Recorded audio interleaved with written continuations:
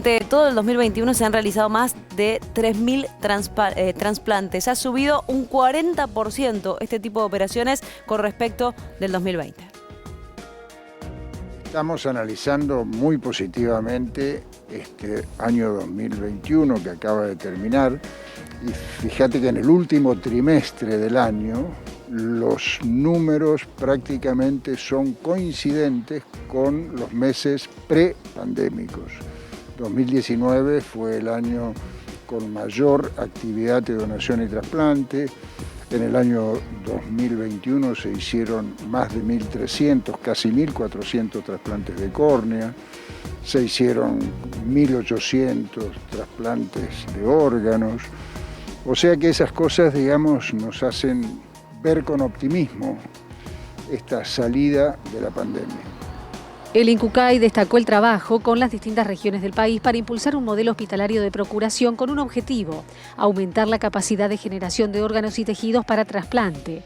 También ponderó el Plan Nacional de Resolución de la Lista de Espera para Trasplante de Córneas, que tiene como finalidad la disminución del tiempo en la lista de espera de los pacientes que requieren un trasplante. Se pudieron cumplir con todos los trasplantes programados con donantes no relacionados provenientes de otros países. Y a su vez Argentina pudo generar donantes de células para muchos países del mundo. Argentina, digamos, la sociedad tiene un alto grado de aceptación de la donación para trasplante.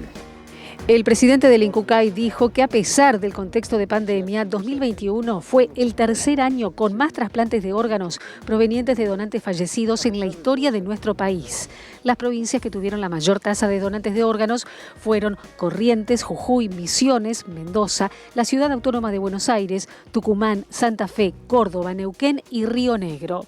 Con una premisa: la campaña de vacunación. Sigue siendo importante estar vacunado contra la COVID para donar o recibir órganos.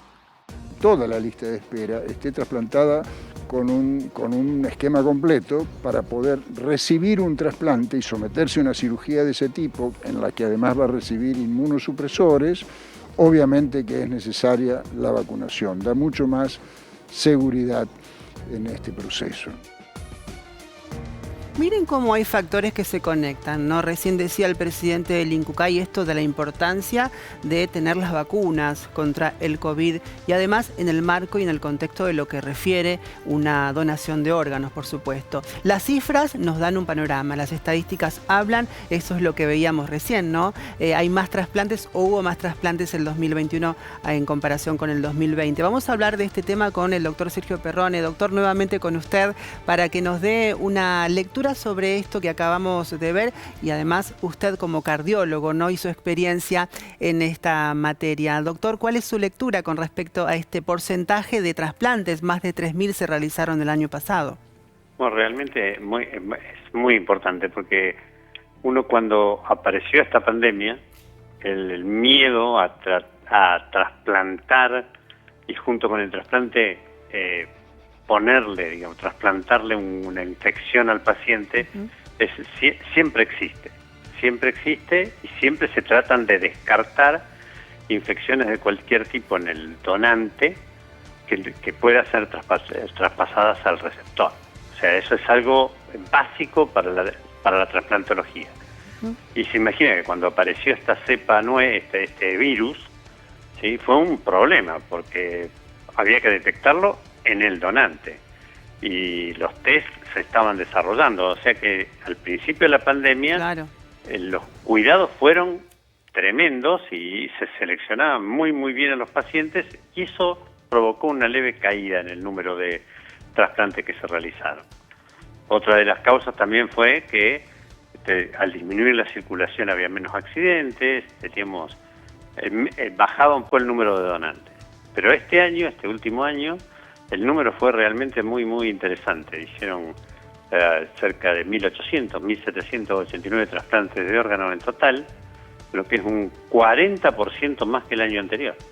Doctor, ¿usted recuerda? Muy significativo. Claro, y hablando de lo significativo, también adquiere contundencia cuando miramos hacia atrás en retrospectiva y comparamos los 2 años, ¿no? Porque en el 2020, recordemos cuando comenzaba la pandemia, más allá de lo global, lo que sucedía en nuestro país, ¿no? En Argentina, desde ese marzo de 2020, cuando comenzaban los primeros casos, fueron los primeros meses, recordemos la cuarentena, recordemos el temor al contagio, recordemos las restricciones, todo un escenario distinto al 2021, donde ya empezó la campaña de vacunación ya estando en marcha y demás. Hubo tal vez, esto le pregunto yo, doctora, a usted, en el 2021, patologías que no pudieron ser atendidas durante el 2020, precisamente porque la gente no se acercaba por el temor al contagio y demás a los hospitales o a terminar sus estudios, ¿esto pudo tener una incidencia con los números que se vieron en el 2021?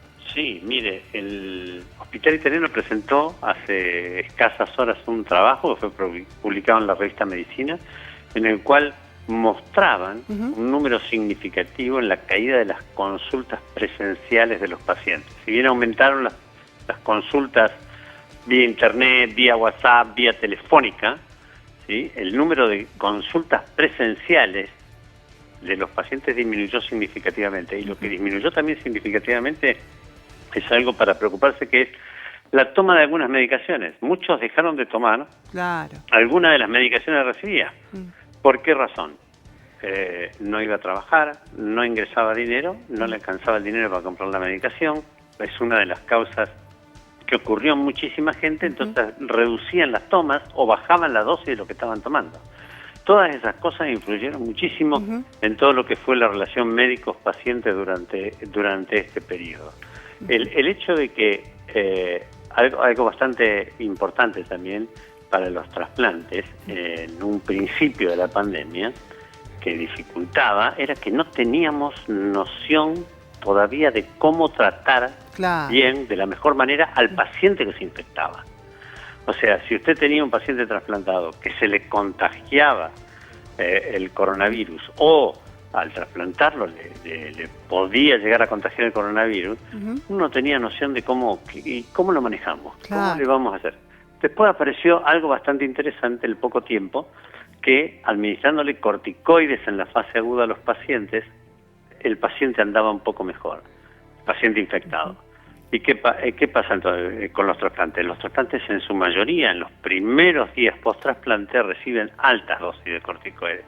Y eso brindó cierta y determinada tranquilidad, llamémosle, a los grupos médicos que hacen trasplante en todo el mundo, porque sabían que con los corticoides la cosa iba a poder ser manejada un poquitito mejor. Claro. O sea que la cosa ha ido mejorando a tal forma que usted ve este incremento, ¿sí?, del 40% en el número de donantes, que es algo realmente fabuloso. Hay que felicitarlos a los profesionales, sobre todo hay que felicitar a aquellos profesionales que ayudan en la detección de donantes y agradecerle muchísimo a aquellas familias que han perdido un ser querido y han tenido, le diría, la virtud, esa cordialidad inmensa, ese agradecimiento inmenso a la vida de poder dar los órganos.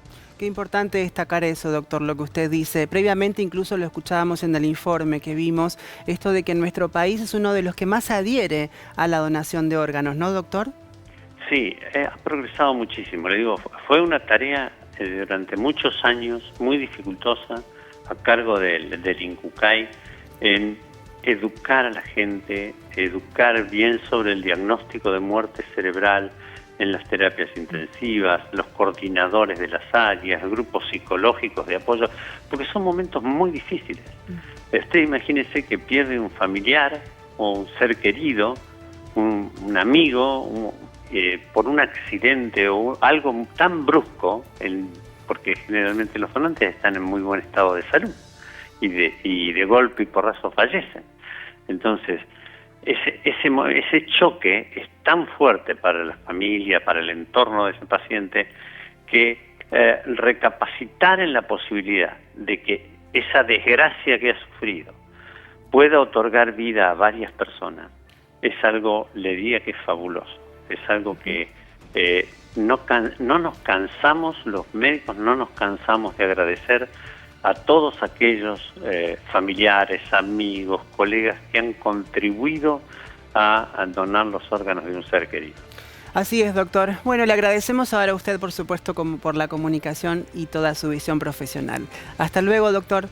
Hasta luego, bien, Continuamos ahora con Gabriela.